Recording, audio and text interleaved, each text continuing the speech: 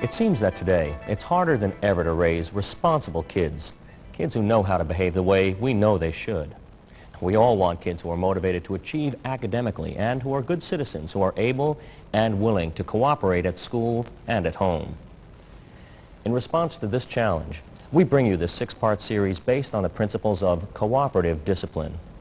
After viewing these programs, you'll not only know why children do what they do, you'll also learn what you can do about their behavior.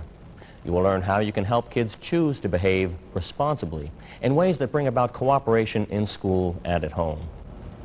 This approach to discipline was developed by Dr. Linda Albert, a former classroom teacher and education professor who presents workshops to educators and parents both nationally and internationally. And the good thing about this approach is that it really works.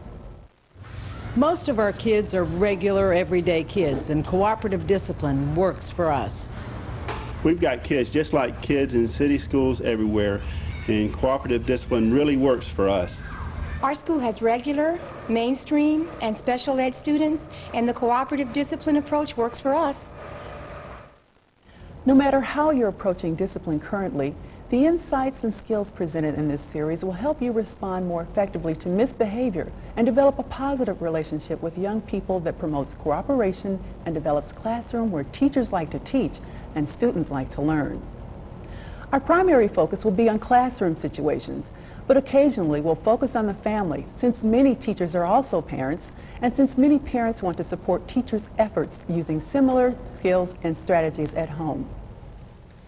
To get started, we took our cameras out and we asked a variety of people the question, what is discipline? Discipline is what your teachers do to try to get you to be good. Discipline is how you punish students. Discipline is what your parents and teachers do to you when you're bad. Teaching kids right from wrong. What happens when you break the rules. Making kids do what they're supposed to do. Setting rules and making sure kids follow them. Discipline means stopping disruptive kids. The responses to the question, what is discipline, express commonly held notions, yet none of the responses actually clearly states what discipline means. Discipline really means to teach, not to punish. Since discipline means to teach, why don't my students learn when I tell them over and over to do what they should? Why can't I teach my children how to behave with the loud, do it now or else? It worked with me. If we want today's kids to become responsible and cooperative, we need to work from a broader definition of discipline. We need to view discipline as a teaching process, not a punitive process. Kids who misbehave are those who have an underdeveloped ability to choose appropriate behavior. And like with any underdeveloped ability, they need to be taught. Successful discipline is based on teaching youngsters to choose responsible, cooperative behavior, and to make this choice not out of fear of punishment, but because they know that such choices are the right thing to do. Often you've heard it said that behavior is caused by things outside our control, such as IQ, the neighborhood where we live, or our early childhood experiences. The result of that thinking is that a person is not responsible for what he or she does. Many of today's most eminent psychologists believe that what we used to say causes behavior only influences the choices we make. We asked adults, do you remember as a child behaving differently for different teachers? There's this one teacher I really liked. Anything she asked me to do, I did, even if I really didn't want to. There was this other teacher, however, I just couldn't cut it with. Anything I wasn't supposed to do, I did. She was so bossy. That was my way of getting back. Well, I was really a pretty good kid, except for this one science teacher. I don't want to begin to tell you all the things I did to annoy that poor teacher. My mom was tough. My dad, he was a pushover. He couldn't get me to do anything. Well, kids today are no different. Listen to what these kids say about what influences them to choose to behave the way they do. The more they get in my face, the more trouble I make. When you know they don't really like you or your clothes or where you're from, then why bother doing what they want? When they act like they know it all, I act like I don't know anything. Even though if I really don't like the choices, I do them much quicker when they don't say you gotta do this or you gotta do that. The fact that people admit to behaving differently for one person or another illustrates that, for the most part, behavior is a choice. Well, there are many developmental, environmental, and other issues that influence a choice anyone makes, but it is still generally a choice. One factor that greatly influences the behavioral choices young people make is the style of discipline adults use. So, let's take a look at these three styles of discipline. We'll call these hands clenched, hands off, and hands joined. Okay, Mr. Comedian, once more and you're out. Get that? When I find out who's making these noises, you're going to be in deep trouble. No more flimsy excuses. No homework, you flunk. How many times I tell you to turn down that stereo? I'm tired of it. And get the homework done. The hands clenched style is often called the autocratic style. The adult is like a drill sergeant who commands and demands instant compliance. Many, if not most of today's adults, grew up with parents and teachers who used this style. However, it's not very effective with many of today's kids. If it were, since so many of us have tried this style, we wouldn't be experiencing the discipline problems we face today. The hands clenched style, with its emphasis on demanding, commanding, and forcing a child to comply, often brings about resistance, which frustrates teachers and parents. This style can actually provoke more misbehavior and gets in the way of teaching kids to choose more responsible behaviors. The hands clenched style isn't the only style that's not effective with kids. Now try to wait until class ends before you start telling jokes. Billy, you always have too many excuses. Be sure to do it next time, okay? Yeah, okay. It's not nice to make noises. People cannot hear me when I am trying to teach. Okay, but when you're finished playing Nintendo, would you please do your homework? Everybody wants to be thought of as Mr. Nice Guy, but therein lies the problem with the hands-off style of discipline. With this style, kids tend to push the limits. They get away with making irresponsible choices without experiencing any consequences. In this hands-off style, which is often called the permissive style, the adult is like a doormat, more interested in being liked than in enforcing limits or maintaining order.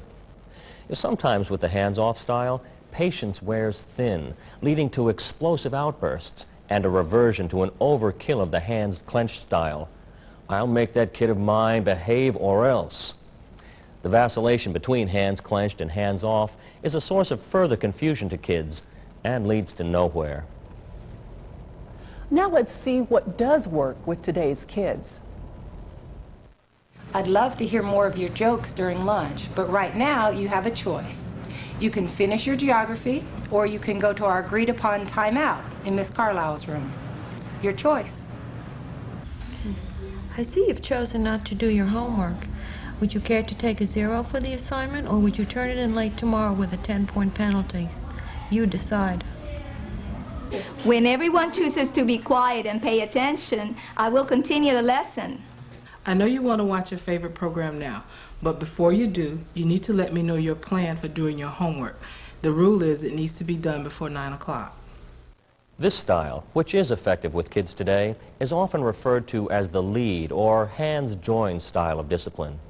The adults function as guides, as leaders who lend a helping hand, and yet retain ultimate authority.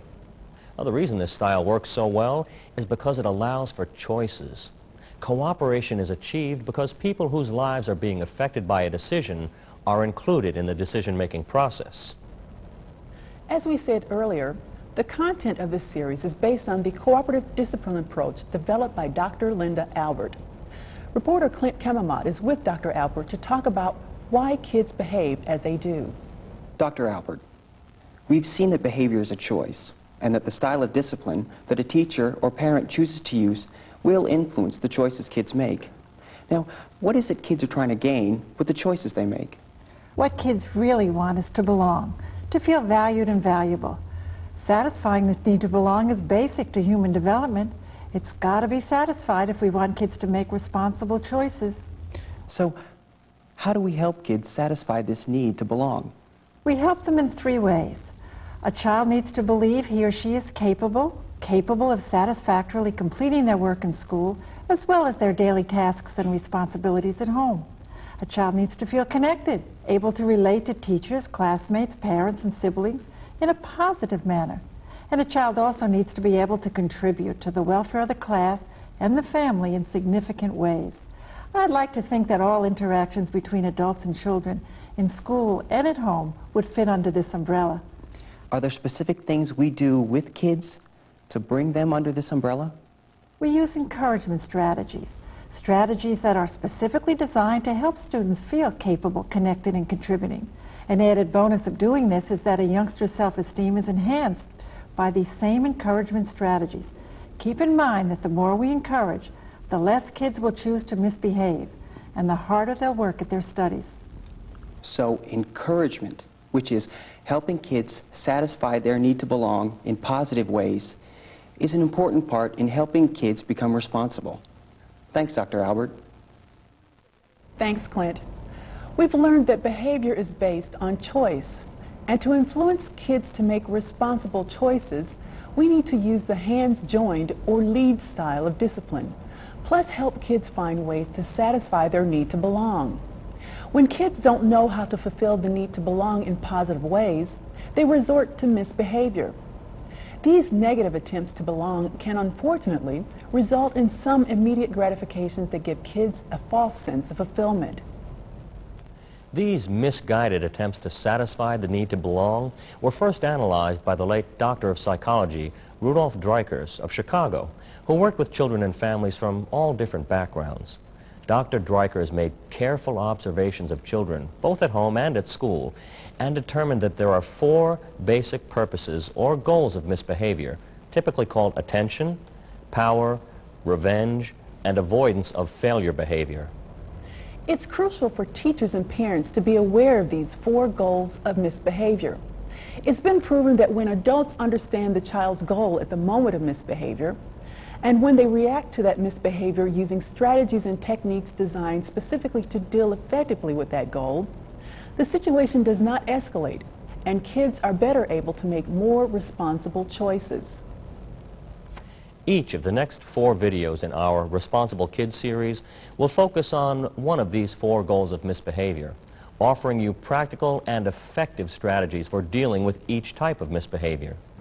After learning about the 4 goals of misbehavior and how to deal with them, in video 6 you'll learn how to use the encouragement process to build the child's self-esteem and show the child that he or she can fulfill the need to belong in a positive manner without misbehaving. What we've learned in this program is the basic framework for responsible kids, the principles upon which the skills and strategies are built. Well, thanks for joining us. We hope you'll stay with us through the series. We have lots more to cover. Remember, together we can make a difference in the lives of kids and help them become the best they can be.